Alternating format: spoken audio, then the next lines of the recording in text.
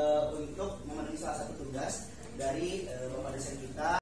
Disajikan yang jelas dan mudah dipahami oleh audiens. Yang pertama, membangun interaksi. Ketika ingin video, kita harus memperhatikan objek lanjut. Oke, lanjut. Harus relevan dengan audiens target. Memahami. Nah, sebelum itu yang bikin konten. Nah, selanjutnya ada juga editing hasil dari video yang dibuat.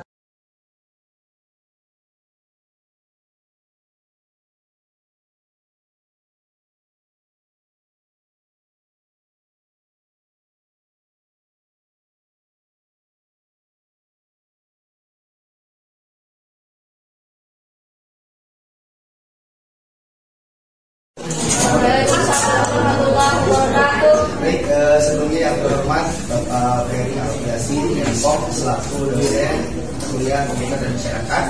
Tak lupa yang kami hormati juga rekan-rekan mahasiswa, semoga sehat selalu. Baik, izin kami dari kelompok 5 akan melakukan presentasi yang tentu untuk materinya tentang literasi dalam menciptakan konten video yang menarik dan interaktif. Sebelumnya perkenalkan saya Andrian Maulana dan ada rekan-rekan saya yang nanti akan menjelaskan juga. Ada sebagai materi, ada Restu, ada Iqbal, ada Firman, ada Taufik, dan juga Agis. Baik, tanpa berlama-lama, tentunya untuk mulai presentasi hari ini mohon untuk didengarkan, dan apabila ada pertanyaan nanti boleh bertanya terlebih dahulu untuk mengacungkan tangan. Baik, untuk yang pertama di sini pengembangan kreativitas dan inovasi. Nah, kenapa ini harus dibacakan? Karena dalam konten itu ada yang negatif, ada yang positif. Jadi kita sebisa mungkin untuk mengajak teman-teman yang ingin membuat konten kreator video khususnya itu bisa lebih inovasi atau bisa memberikan kreativitas yang baik. Selanjutnya ada meningkatkan kemampuan komunikasi. Nah, selain daripada bikin video itu kan mungkin bisa dibilang gampang susah. Nah, di sini juga untuk meningkatkan komunikasi, karena dalam bikin konten itu tidak hanya video, tapi di dalamnya ada kata-kata ataupun ucapan yang disampaikan. Lanjut. Nah, di sini selain daripada yang tadi sudah saya gambarkan untuk di konten video, nah ada materi selanjutnya yang akan disampaikan oleh Restu Kersana. Baik, terima kasih Bang Andrian. Selanjutnya, yang pertama ini ada pentingnya literasi konten video. Video menjadi salah satu konten digital yang paling populer saat ini. Namun ketika ingin video, kita harus memperhatikan beberapa poin, yakni storytelling, lalu ada tata letak, animasi, dan penggunaan teknologi yang tepat. Next. Nah, untuk yang pertama, memahami audiens, mengenal karakteristik penonton. Nah, poin pertama ini merupakan demografis. Demografis sendiri merupakan pelajari latar belakang umur, jenis kelamin, lokasi, dan tingkat pendidikan penonton Anda. Maksudnya, ketika ingin membuat konten, sebelum memperhatikan pembuatan kontennya, kita harus tahu apa sih atau penonton mana yang ingin kita capai. Dengan begitu, konten yang akan dibuat itu akan sesuai. Lalu, minat dan preferensi. Pahami topik, gaya, dan format konten dari sebagai penonton. Ini akan memandu Anda dalam menghasilkan konten yang menarik dan sesuai dengan keinginan. Lalu pola konsumsi. Ketahui kapan dan di mana penonton Anda biasanya mengonsumsi konten. Nah, untuk yang ini biasanya untuk orang-orang Indonesia pola konsumsi kontennya itu di jam-jam istirahat dan jam-jam akan tidur. Untuk range waktunya jam istirahat itu di kisaran jam 12 siang sampai jam 2 siang. Lalu untuk yang malamnya di kisaran jam 7 malam sampai jam 9 malam. Next. Lalu konsep dasar konten video menarik. Nah, ada 3 poin. Yang pertama, konsep kreatif, yang mana konsep yang unik, segar, dan menarik perhatian penonton adalah kunci dalam menciptakan konten video yang efektif. Lalu, bercerita dengan baik. Kemampuan menyampaikan cerita yang mengikat dengan pesan yang kuat dapat membuat video menjadi lebih menghidupkan, bermakna. Lalu yang terakhir, emosi dan energi. Konten video yang dapat memunculkan emosi dan semangat penonton akan mendorong keterlibatan yang lebih dalam. Mungkin itu yang dapat saya sampaikan. Baik, terima kasih bersama. Selanjutnya ada materi yang kedua yang akan disampaikan oleh saudara.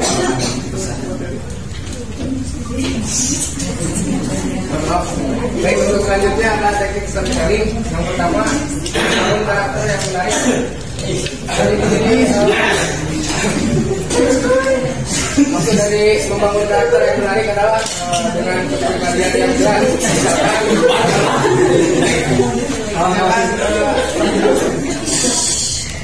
ya.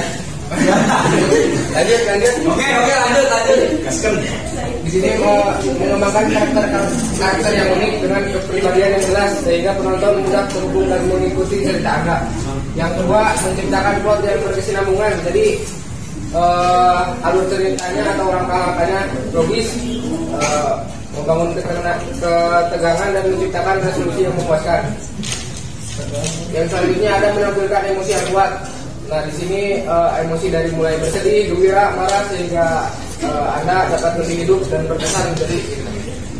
Yang keempat, menerapkan perspektif yang unik. Gunakan sudut pandang yang berbeda seperti orang pertama, orang ketiga, atau bahkan perspektif binatang untuk memberikan pengalaman yang segar bagi penonton. Penggunaan elemen visual yang dinamis. Di sini untuk menciptakan konten video yang menarik dan interaktif, penggunaan elemen visual yang dinamis sangat penting. Dari sudut pengambilan gambar, komposisi, pencahayaan hingga efek visual yang harus dipadukan secara harmonis dan memukau. Variasi sudut, transisi yang smooth, serta penambahan animasi dan grafis yang sesuai tema akan membuat video terlihat lebih hidup dan profesional. Terima kasih. Baik, terima kasih. Selanjutnya materi ketiga disampaikan oleh Adi Saputra. Terima kasih kepada moderator yang telah memberikan tempat untuk beberapa materi yang akan saya sampaikan. Yang pertama, membangun interaksi dengan penonton. Berikan panggilan aksi, libatkan penonton dengan mengajak mereka untuk melakukan sesuatu, seperti memberikan komentar, berbagi konten, atau berlangganan kanal Anda. Panggilan aksi yang efektif akan mendorong keterlibatan penonton. Kemudian, dorong diskusi. Buat pertanyaan-pertanyaan yang memancing penonton untuk menyuarakan pandangan dan pengalaman mereka. Diskusi yang hidup akan membuat konten Anda lebih interaktif dan menarik. Kemudian ada membangun interaksi dengan penonton, yaitu tanggapi penonton, balas komentar dan pertanyaan penonton secara aktif. Tunjukkan bahwa Anda menghargai keterlibatan mereka dan memberikan opini mereka. Yang kedua, libatkan audiens secara kreatif, misal dengan meminta penonton untuk mengirimkan foto, video, atau ide-ide mereka. Hal ini akan membangun rasa kepemilikan dan meningkatkan loyalitas penonton. Kemudian, optimalisasi konten untuk berbagai platform. Yang pertama, ciptakan thumbnail yang menarik. Thumbnail video yang menarik dan informatif dapat meningkatkan daya tarik konten Anda di YouTube dan platform lain. Yang kedua, sesuaikan format video. Modifikasi format video seperti rasio, aspek, durasi, dan resolusi agar optimal untuk setiap platform media sosial. Yang ketiga, distribusikan secara strategis. Buat strategi penyebaran konten yang efektif di berbagai platform media sosial untuk jangkauan yang lebih luas. Terima kasih, saya kembalikan kepada moderator. Baik, terima kasih Saudara Adi Saputra. Dan materi selanjutnya ada dari Muhammad Iqbal. Terima kasih kepada moderator yang memberikan waktunya untuk saya. Di sini ada teori keterlibatan. Teori keterlibatan menekankan pentingnya menciptakan hubungan emosional antara konten dan audiens. Video yang menarik biasanya memiliki elemen seperti berikut. Yang pertama ada relevansi, yang kedua ada emosi, yang ketiga ada interaktivitas. Elemen yang pertama yaitu relevansi, yaitu konten harus relevan dengan audiens target. Memahami demografi, minat dan kebutuhan audiens membantu dalam menciptakan video yang mereka merasa terhubung. Yang kedua, elemen yang kedua yaitu emosi. Menggunakan cerita yang kuat, musik yang tepat, dan visual yang menarik untuk memicu emosi penonton. Elemen yang ketiga yaitu interaktivitas. yaitu mendorong penonton untuk berpartisipasi, misalnya dengan menambahkan klik, polling ataupun CTA, call to acting. Selanjutnya ada teori hiburan. Menurut teori ini, konten yang menghibur cenderung lebih menarik. Video harus menawarkan elemen hiburan yang dapat membuat penonton rela menginvestasikan waktunya, seperti cerita menarik, terus visual audio berkualitas, timing dan pancing. Cerita menarik yaitu menceritakan sebuah kisah yang memikat dramatis atau lucu. Yang kedua, visual dan audio berkualitas, yaitu penggunaan gambar yang tajam, animasi yang halus, dan audio yang jernih serta relevan. Yang ketiga, timing dan pancing, yaitu menjaga video tetap bergerak dengan tempo yang tepat sehingga penonton tidak bosan. Yang terakhir, teori pembelajaran interaktif. Teori ini menekankan bahwa interaktivitas dalam video dapat meningkatkan pemahaman dan retensi informasi. Beberapa cara untuk menciptakan interaktivitas antara lain: yang pertama, quiz dan polling, yaitu menyisipkan pertanyaan atau polling di pertengahan video untuk memastikan penonton tetap terlibat. Yang kedua, tautan dan anotasi klik, yaitu menyediakan tautan atau anotasi yang dapat diklik untuk memberikan informasi tambahan atau membantu penonton ke sumber lain. Yang ketiga, ada virtual reality dan augmented reality. Teknologi ini dapat meningkatkan pengalaman penonton dengan membuat mereka merasa seolah-olah berinteraksi langsung dengan konten. Yang saya memberikan Terima kasih untuk saudara Muhammad Iqbal. Selanjutnya ada materi dari Kak Betina Salsabila. Untuk yang selanjutnya itu teori pengolahan informasi. Nah, di sini ada 3 ya. Teori ini menyatakan bahwa cara informasi yang disajikan itu mempengaruhi seberapa baik untuk dipahami dan diingat oleh audiens. Kuncinya yaitu ada yang pertama, kesederhanaan dan kejelasan. Jadi dalam membuat konten itu harus jelas ya, disajikan dengan jelas dan mudah dipahami oleh audiens. Yang kedua, ada ikonografi dan simbol visual. Maksudnya itu penggunaan ikon dan simbol yang familiar dan dapat dipahami oleh audiens. Kemudian ada penekanan visual, menyoroti bagian-bagian penting dari video dengan warna, ukuran, dan efek visual agar informasi tidak terlewatkan. Next. Teori kepuasan dan harapan. Nah, teori ini mengajarkan bahwa penonton akan tertarik pada konten yang dirasa memenuhi harapan mereka dan memberikan nilai atau manfaat yang pasti. Jadi di dalam konten itu harus ada keyword dan teaser yang menarik. Kemudian ada umpan balik dan respon cepat. Itu si audiens itu harus memberikan tanggapan terhadap video yang dibuatnya gitu. Kemudian konten berbasis nilai. Jadi penting ya. Jadi dalam membuat konten itu harus terdapat informasi yang bermanfaat gitu. Jadi bisa bernilai dan berkualitas tinggi.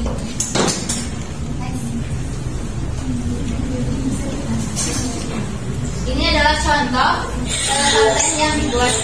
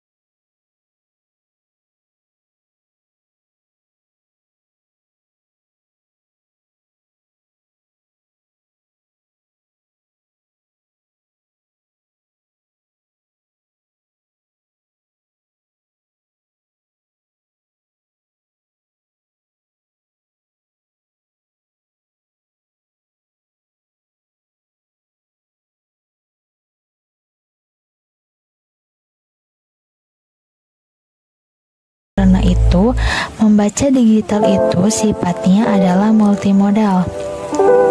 Tidak hanya teks, tetapi ada juga berupa foto, audio, dan video, sehingga lebih menarik banyak orang, terutama bagi orang yang tidak biasa membaca buku fisik, karena mereka bisa melihat gambar atau grafisnya.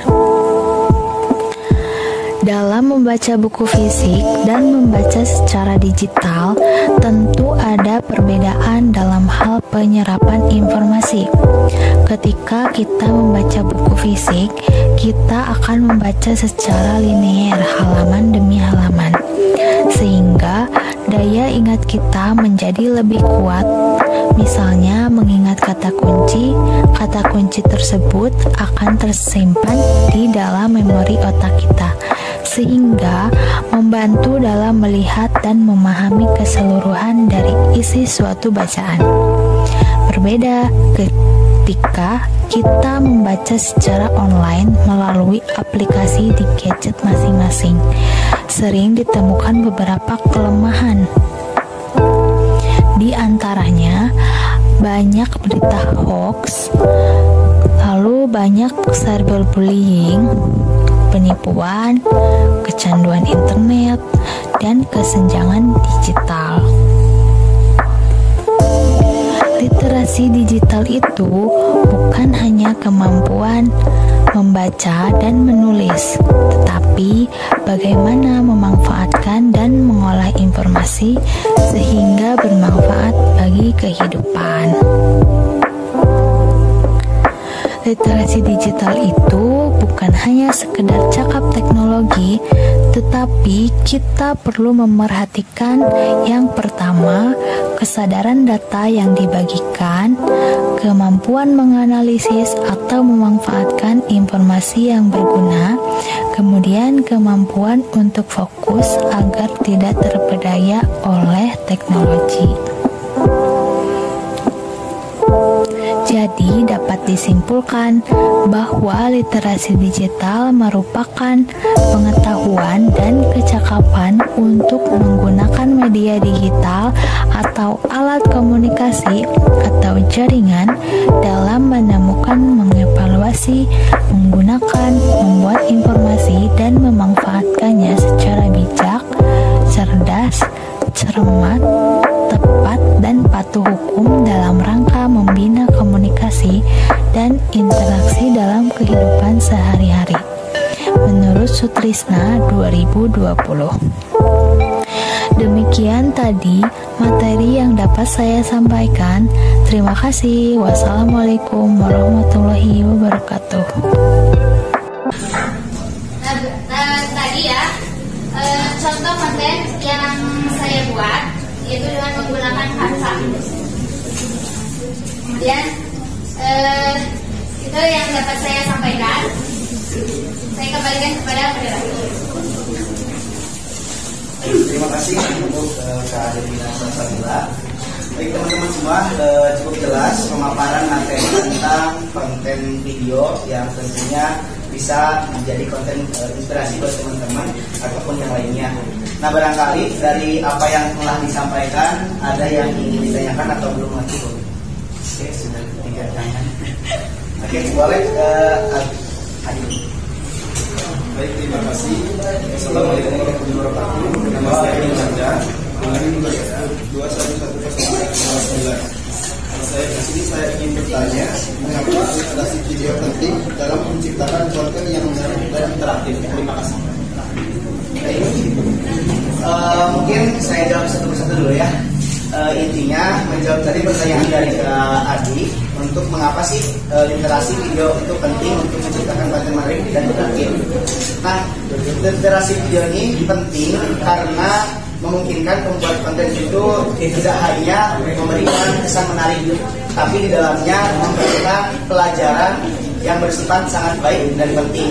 Dan bahkan bisa dengan adanya literasi video yang baik membuat konten dapat menghasilkan video yang lebih profesional. Barangkali cukup? Tidak cukup. Oke, ini ada 2 tangan yang tangan masih apa? Maksudnya Ros atau mau Ros?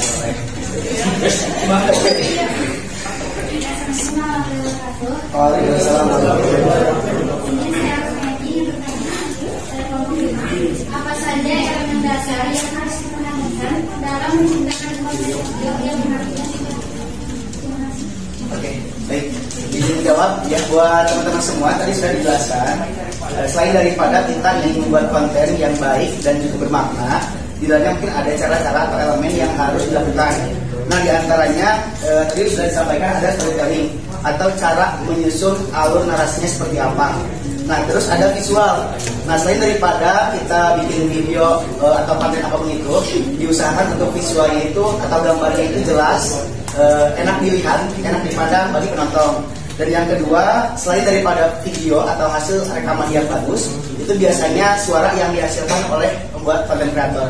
Contohnya ketika kita dengarkan video konten reaction, ketika reactionnya enak, ketika yang nonton enak. Nah, terus yang selanjutnya ada selain daripada audio, interaktif yang bikin konten. Nah, selanjutnya ada juga editing hasil dari video yang dibuat, editingnya gimana, perpindahan dari video ke video. Dan selanjutnya ada call to action, yaitu mengajak audiens untuk melakukan tindakan tertentu. Seperti halnya ketika si konten tersebut bikin challenge Euro A, berarti kita coba Euro A apakah bisa atau tidak. Itu bisa membuat yang menonton tuh lebih ingin mengikuti konten kreator tersebut. Nah, barangkali cukup. Oke. Baik, teman-teman semua, ucap terima kasih kepada Teman Mas dan Dr. Ferry dan juga para materi dan juga Hasan yang tentunya telah memaparkan materi. Dan tentu bersama saya Nurian Maulana ucapan terima kasih. Mohon maaf atas segala kekurangannya. Assalamualaikum warahmatullahi wabarakatuh.